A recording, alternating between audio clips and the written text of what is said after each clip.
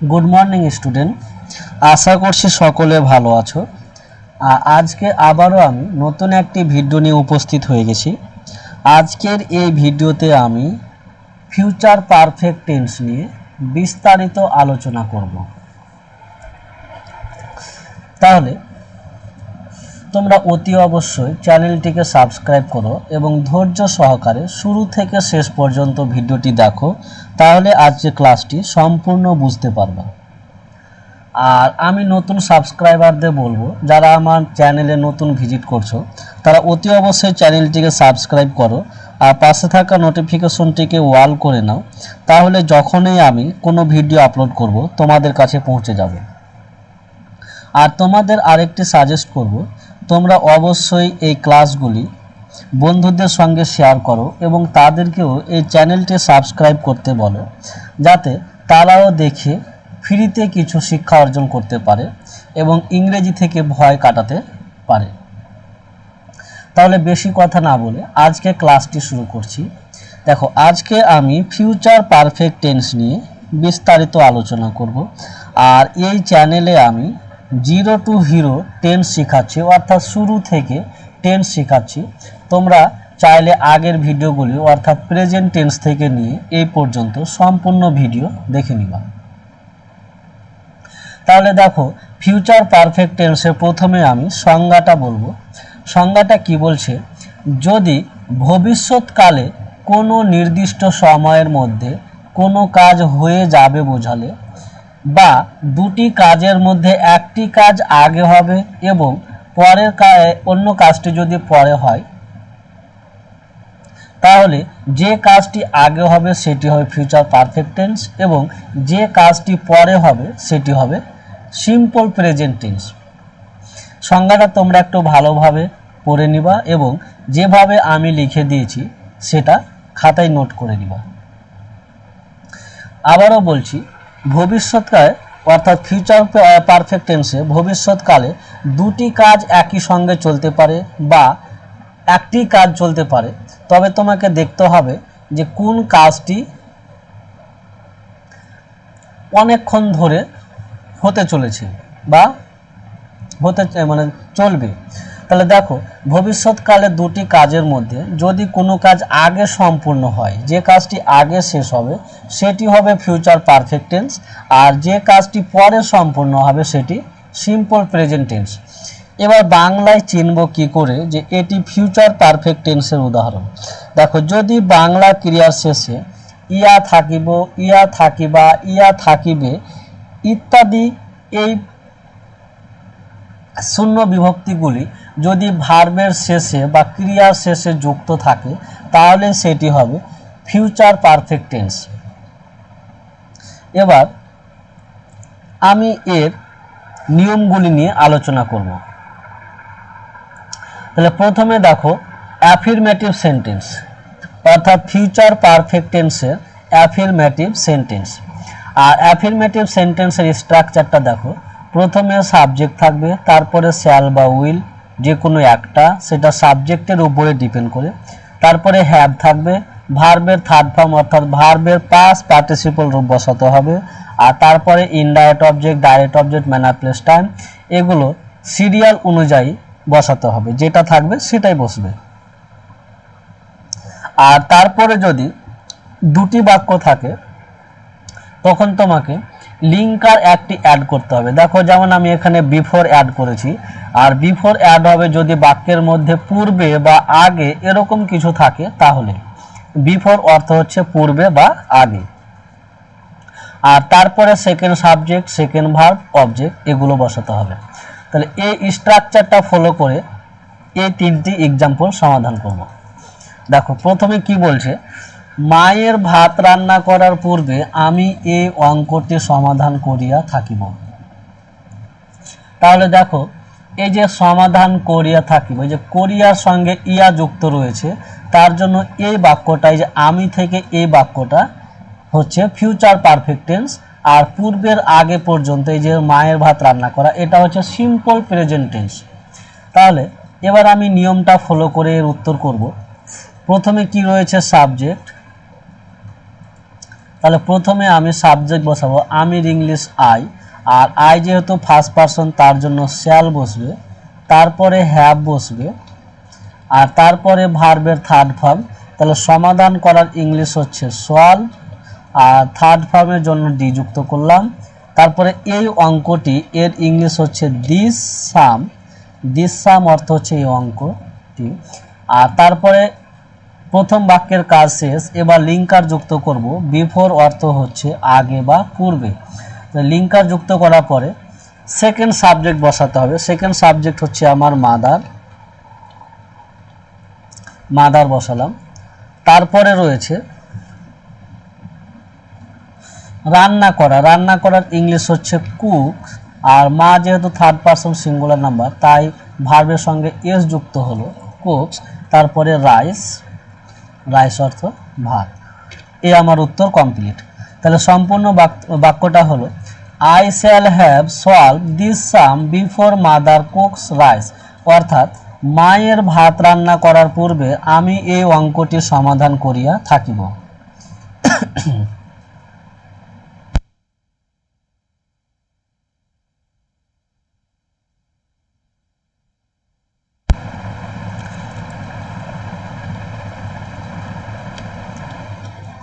এবার পরের এক্সাম্পলটি দেখো, পরের এক্সাম্পলটি কি বলছে, তুমি বাড়ি ফেরত আসার আগেই বাবা কলকাতা যাইয়া থাকিবে।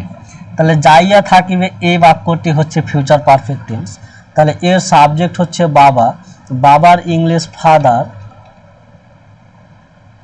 আর তারপরে একটা ফাদার যেহেতু থার্ড পারসন তার জন্য উইল, তারপরে হ্যাভ, তারপরে ভার্বের থার্ড ফর্ম, তাহলে গো অর্থ যাওয়া, গো এর থার্ড ফর্ম গান, তারপরে কলকাতা রয়েছে টু কলকাতা।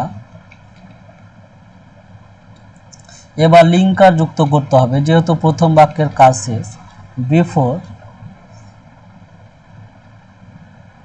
তারপর রয়েছে ইউ,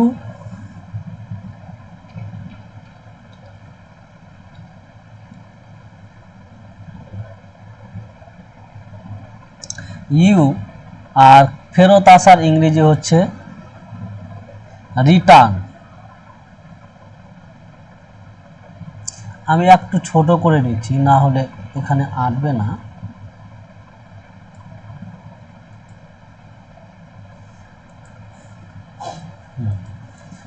বিফোর ইউ রিটার্ন, তারপরে হোম, হোম অর্থ বাড়ি।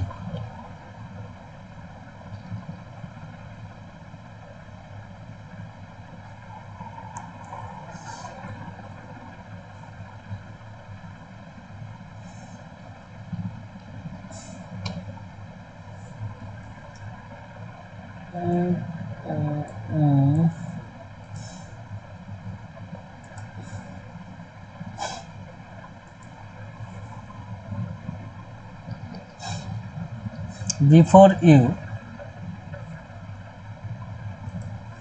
return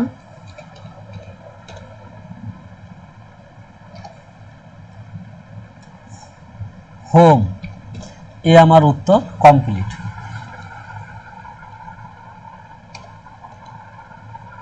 তাহলে সম্পূর্ণটা কি হলো, father will have gone to Kolkata before you return home.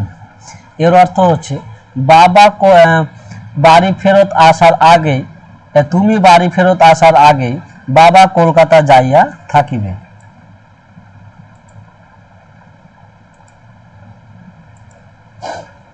তারপরে নেক্সট এক্সাম্পল দেখো, নেক্সট এক্সাম্পল কি বলছে, হাসপাতাল পৌঁছানোর আগে রোগীটি মরিয়া থাকিবে। তাহলে এখানে আমার ফিউচার পারফেক্ট টেন্স হচ্ছে রোগীটি মরিয়া থাকবে, এই কাজটি আগে হচ্ছে। তাহলে এর উত্তর হবে দা প্যাশেন্ট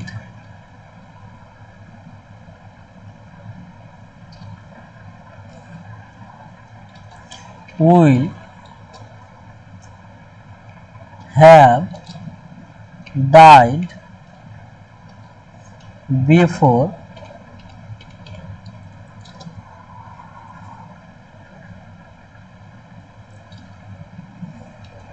রিচ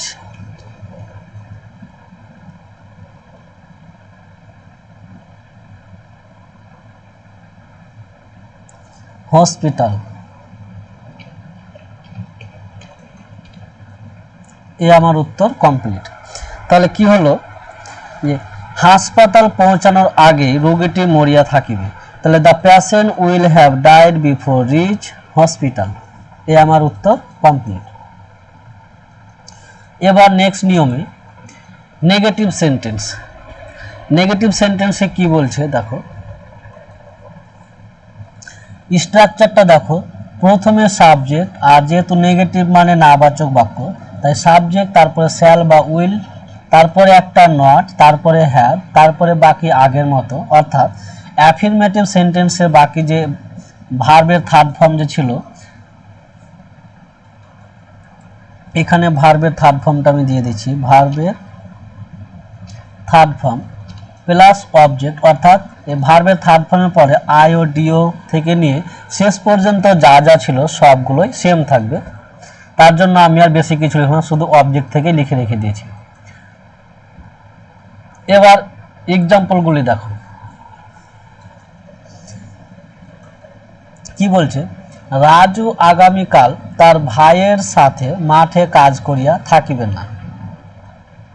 তাহলে সাবজেক্ট হচ্ছে আমার রাজু, তাহলে প্রথমে রাজু, এবার থার্ড পারসন যেহেতু রাজু তাই উইল, তারপরে নট, আর কাজ করার ইংলিশ হচ্ছে ওয়ার্ক,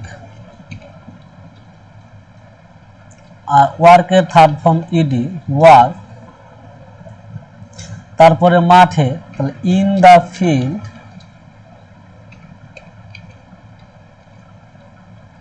তারপরে তার ভাইয়ের সাথে তাহলে উইথ হিজ ব্রাদার,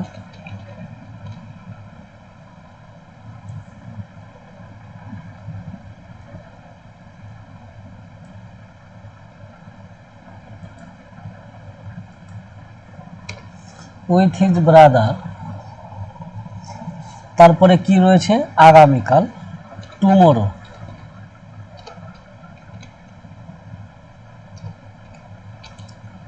এই আমার উত্তর কমপ্লিট। তাহলে Raju will not work in the filled with his brother tomorrow. এর অর্থ হচ্ছে রাজু আগামীকাল তার ভাইয়ের সাথে মাঠে কাজ করিয়া থাকিবে না।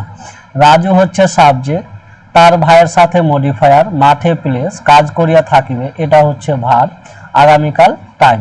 তাহলে এই নিয়মটাকে তোমরা অ্যাফার্মেটিভের যে নিয়মটা দিয়েছিলাম সেইটুকু সেম লিখবা, শুধু এখানে নটটা বেশি আসবে। নিয়ম লেখার সময় শুধু নটটা বেশি, বাকি আগের মতোই। অর্থাৎ অ্যাফার্মেটিভ সেন্টেন্সের যে নিয়মটা ছিল সেগুলো সম্পূর্ণ সেম লিখবা, শুধু নটটা বেশি নিয়ে আসবা। তাহলে এই নিয়ম এবং তারপরে নিয়মটা ফলো করো, তাহলে উত্তরটা হয়ে যাবে। এর পরের এক্সাম্পলটি দেখো। পরের এক্সাম্পল বলছে আমি স্টেশনে পৌঁছানোর আগে ট্রেনটি স্টেশন ছাড়িয়া থাকিবে না। তাহলে প্রথমে ট্রেনটি স্টেশন ছাড়িয়া থাকিবে, তাহলে দ্য ট্রেন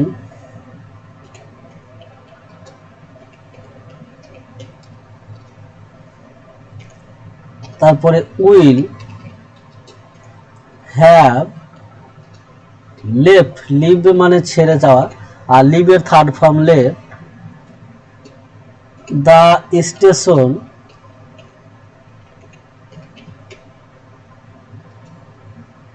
তারপরে লিঙ্কার বিফোর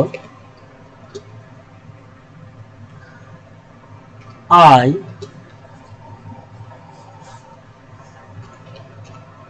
রিচ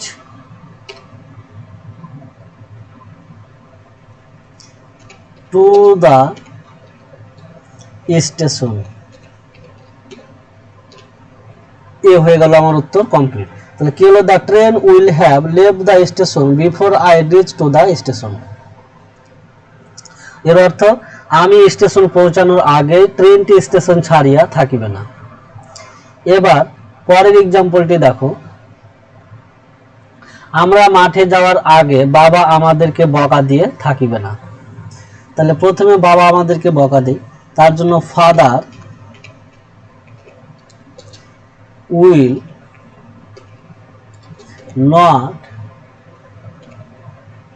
আচ্ছা এখানে আমি একটা নট অ্যাড করতে ভুলে গিয়েছি, নট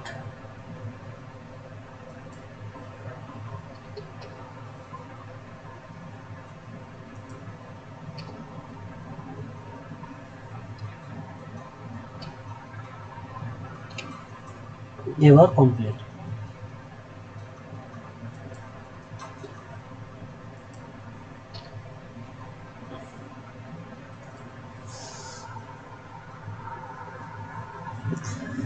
উইল নট, তারপরে have,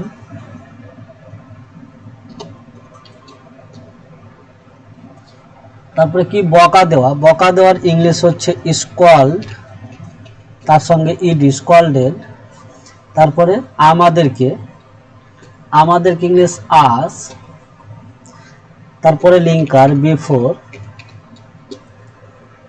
we go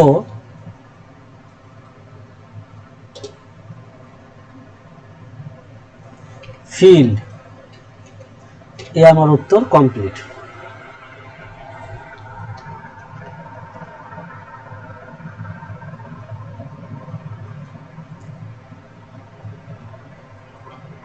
we go to the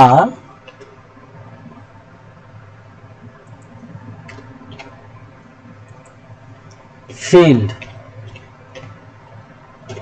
তাহলে কি হলো,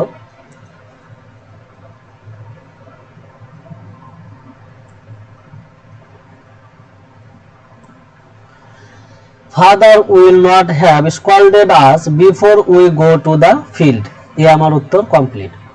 এবার নেক্সট নিয়ম নিয়ে আলোচনা করব, অর্থাৎ ইন্টারোগেটিভ সেন্টেন্স নিয়ে। ইন্টারোগেটিভ সেন্টেন্স কি বলছে দেখো, interrogative sentence structure, interrogative sentence অর্থ হচ্ছে প্রশ্নবাচক বাক্য, আর এর স্ট্রাকচারটা হচ্ছে প্রথমে শ্যাল বা উইলটা আগে হবে, আর বাকি অ্যাফার্মেটিভের নিয়মটাই, মানে শ্যাল উইল প্রথমে বসে যাবে, তারপরে সাবজেক্ট, তারপরে ভার্বের থার্ড ফর্ম, বাকি আইওডিও এমপিটি বিফোর, আবার সাবজেক্ট ভার্ব আইওডিও এমপিটি, এভাবে নিয়মটা লিখে দিবা। এবার এই এক্সাম্পলগুলি সমাধান করব। দেখো প্রথম এক্সাম্পল কি বলছে, বাবা মাঠে আসার আগে আমরা কি মাঠে ধান কাটিয়া থাকিব,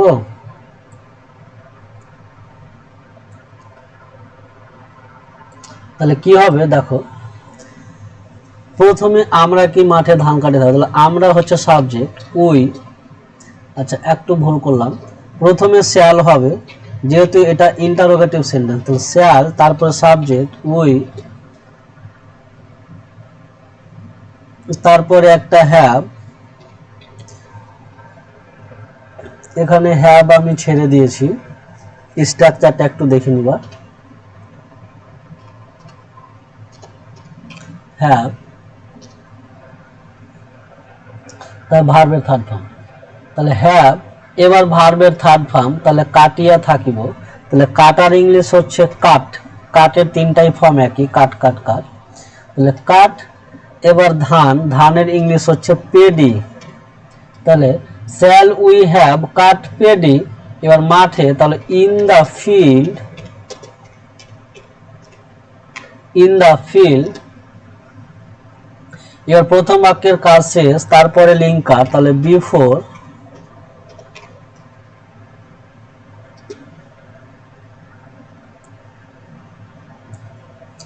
বিফোর, তারপরে কি রয়েছে সাবজেক্ট, তাহলে দ্বিতীয় সাবজেক্ট কি রয়েছে বাবা, ফাদার,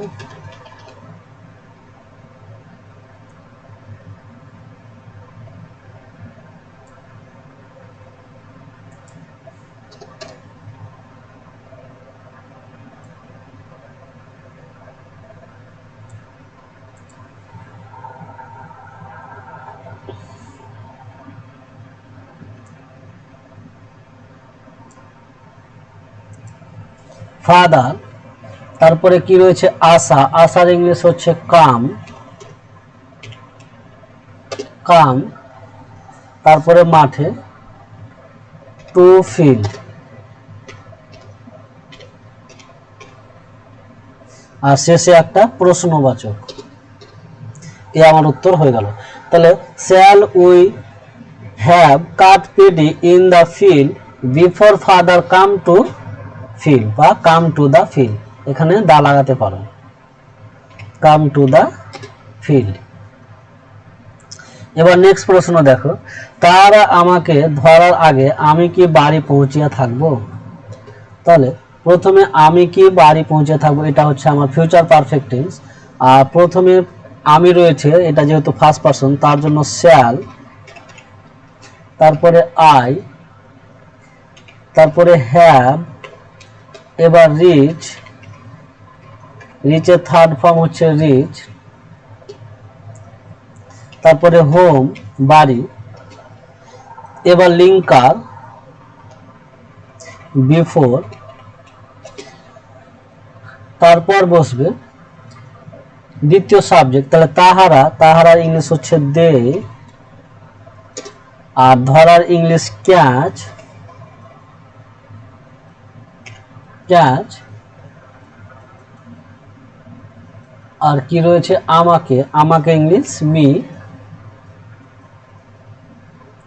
তারপরে প্রশ্নবাচক। এই আমার উত্তর হয়ে গেল। তাহলে shall we have reach home before they catch me, এর অর্থ তাহারা আমাকে ধরার আগে আমি কি বাড়ি পৌঁছিয়া থাকিব। এবার নেক্সট প্রশ্ন দেখো, নেক্সট প্রশ্ন বলছে শিক্ষক বিদ্যালয়ে পৌঁছানোর আগে আমরা বিদ্যালয়ে পৌঁছাবো। তাহলে আমরা, এখানে একটা কি ছুটে গিয়েছে, আমরা কি বিদ্যালয়ে পৌঁছাবো।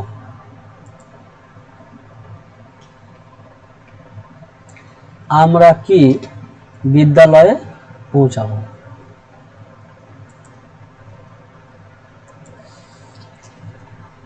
তাহলে উত্তরটা হবে প্রথমে শ্যাল, যেহেতু আমরা ফার্স্ট পারসন, তারপরে উই সাবজেক্ট, এবার একটা হ্যাভ, তারপর পৌঁছানোর ইংলিশ হচ্ছে রিচ, তার সঙ্গে ইডি যেহেতু থার্ড ফর্ম। তাহলে রিচ টু স্কুল, স্কুল অর্থ বিদ্যালয়, তারপরে লিঙ্কার বিফোর, তারপরে কি রয়েছে শিক্ষক, তাহলে টিচার, টিচার অর্থ শিক্ষক, টিচার, রিচ, রিচ অর্থ পৌঁছানো, আর একটি শিক্ষকের কথা বলছে যেহেতু তার জন্য রিচেস, তারপরে টু স্কুল,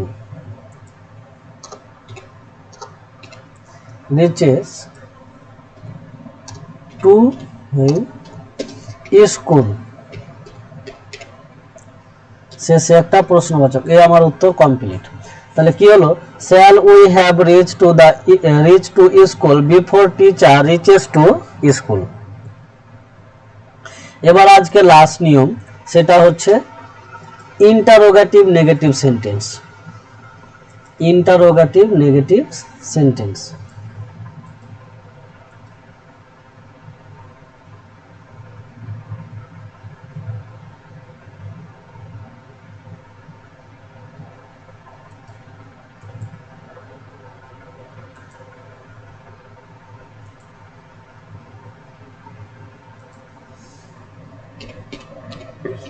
ইন্টারোগেটিভ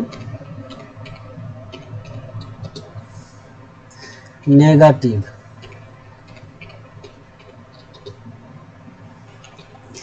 সেন্টেন্স, এটি নিয়ে আলোচনা করব। তাহলে প্রথমের স্ট্রাকচারটা দেখব।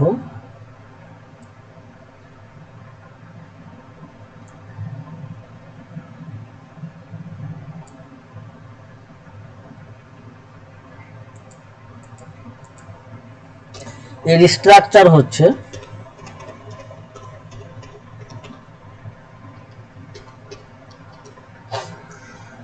প্রথমে shall oblique will plus subject plus not plus have plus ভার্বের third form plus rest, rest অর্থ বাকি অংশ, যেমনটা অ্যাফার্মেটিভ ছিল, শেষে একটা প্রশ্নবাচক বাক্য। এটাকে আমি মধ্যখানে করে দিলাম,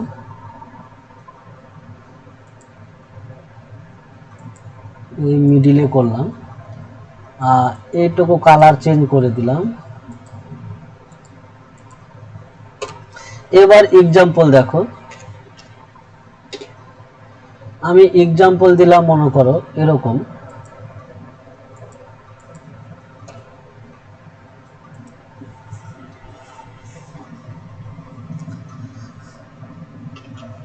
রাজু কি আজকে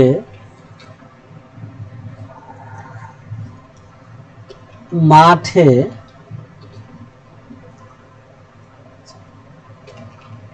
যাইয়া থাকিবে না? দেখো প্রশ্ন করছে প্লাস শেষে একটা না স্বীকার করছে, যার জন্য এটা ইন্টারোগেটিভ নেগেটিভ সেন্টেন্স। তাহলে এই প্রশ্নের উত্তর হবে, দেখো স্ট্রাকচারটা দেখো, যেহেতু আমি এখানে একটি বাক্য দিয়েছি, তাহলে একটি আমি প্রথম এটাকে নিব। আর তোমরা এই নিয়মটি লেখার সময় এইটুকু লেখার পরে, এই ভার্বের থার্ড ফর্ম পর্যন্ত লেখার পরে এখানে আইও ডিও এমপিটি প্লাস বিফোর, তারপরে সেকেন্ড সাবজেক্ট, সেকেন্ড ভার্ব, আবার অবজেক্ট, এগুলো বসিয়ে নিবা। আমি এখানে সংক্ষেপে লিখলাম, তোমরা নিয়মটা লেখার সময় সম্পূর্ণ লিখে নিবা। তাহলে এই এক্সাম্পলটা কি করে করব, দেখো প্রথমে যেহেতু রাজু রয়েছে, আর রাজু হচ্ছে থার্ড পারসন সিঙ্গুলার নাম্বার, নাম বা নাউন। আর আমি জানি এই টেন্সের ক্ষেত্রে, অর্থাৎ ফিউচার পারফেক্ট, যে কোনো ইন্টারোগেটিভ নেগেটিভ সেন্টেন্সের ক্ষেত্রে যদি সাবজেক্টটা নাউন এবং সিঙ্গুলার নাম্বার হয়, তাহলে নট সাবজেক্টের আগে বসে। তাহলে এখানেও প্রথমে হবে যে থার্ড পারসন, তাহলে উইল, তারপরে নট, এবার সাবজেক্ট, তারপরে কি রয়েছে হ্যাভ, তারপরে ভার্বের থার্ড ফর্ম কি রয়েছে যাইয়া থাকিবে না, তাহলে গো, আর গো এর থার্ড ফর্ম গান, তারপরে মাঠে, তাহলে গান টু ফিল্ড, ফিল্ড, আর আজকের ইংলিশ হচ্ছে টুডে। এ আমার উত্তর কমপ্লিট। এবার 2 নম্বর প্রশ্ন, মনে করো এরকম দিলাম,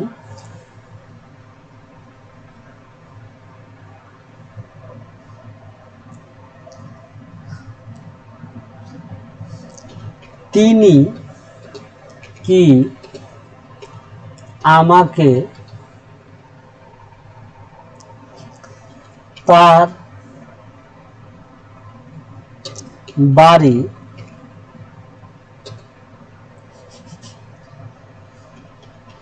ঘুরতে নিয়ে যাইয়া থাকিবে না? যাইয়া থাকিবে না, এরকম একটা এক্সাম্পল দিলাম। তাহলে এটি কি করে করবা, দেখো তিনি কি আমাকে তার বাড়ি ঘুরতে নিয়ে যাইয়া থাকিবে না, তাহলে প্রথমে আমাকে শ্যাল বা উইল বসাতে হবে। আর তিনি যেহেতু third person singular number pronoun, তাহলে প্রথমে উইল, আর এটা যেহেতু প্রোনাউন, নাউন নাই, তার জন্য প্রথমে সাবজেক্ট, তাহলে তিনের সাবজেক্ট হচ্ছে সি বা হি, যে কোনো একটা। তাহলে আমি সি দিলাম, সি আমি মেয়েকে বোঝাচ্ছি, আর হি হলে ছেলেকে বোঝাবে। তাহলে তুমি সি বা হি যেটাই দাও সেটাই রাইট। তাহলে আমি সি দিলাম, তারপরে নট, তারপরে একটা হ্যাভ, আর তারপরে যাইয়া থাকিবে না। তাহলে যাইয়া থাকিবে না অর্থ হচ্ছে গো মানে যাওয়া, আর গো এর থার্ড ফর্ম গান, আর ঘুরতে ইংলিশ হচ্ছে, এটা হচ্ছে পার্টিসিপল। তাহলে পার্টিসিপল টু প্লাস ভার্ব হলো পার্টিসিপল। তাহলে টু ওয়ান্ডার, ওয়ান্ডার অর্থ হচ্ছে ঘুরতে যাওয়া, বা র্যাম্বল, আমি র্যাম্বল দিলাম, টু র্যাম্বল, র্যাম্বল মানে ইতস্ত ঘুরে বেড়ানো। তাহলে টু র্যাম্বল, এবার তার বাড়ি, তাহলে হিজ, আচ্ছা আমি মেয়ে দিয়েছি তার জন্য হার হাউস। আর কি রয়েছে, বাস তিনি কি আমাকে, আচ্ছা এখানে আমাকে রয়েছে তার জন্য এখানে হবে রাম্বল, তারপরে একটা মি হবে, তারপরে হার হাউস। এ আমার উত্তর কমপ্লিট। তাহলে will see not have gone two Rumble me her house, অর্থ তিনি কি আমাকে তার বাড়ি ঘুরতে নিয়ে যাইয়া থাকিবে না। তাহলে বন্ধুরা আজকে ভিডিওটি কেমন লাগলো, আর আজকের এই ভিডিওটি এই পর্যন্তই। এর পরবর্তী আমি ফিউচার পারফেক্ট কন্টিনিউয়াস টেন্সের উপরে ভিডিও নিয়ে আসবো শীঘ্রই। তাহলে ক্লাসটি যদি আজকে ভালো লাগে অবশ্যই ভিডিওটি চ্যানেলটি সাবস্ক্রাইব করো এবং ভিডিওটি বন্ধুদের সঙ্গে শেয়ার করো, আর তাদেরও বলো চ্যানেলটি সাবস্ক্রাইব করতে। ধন্যবাদ।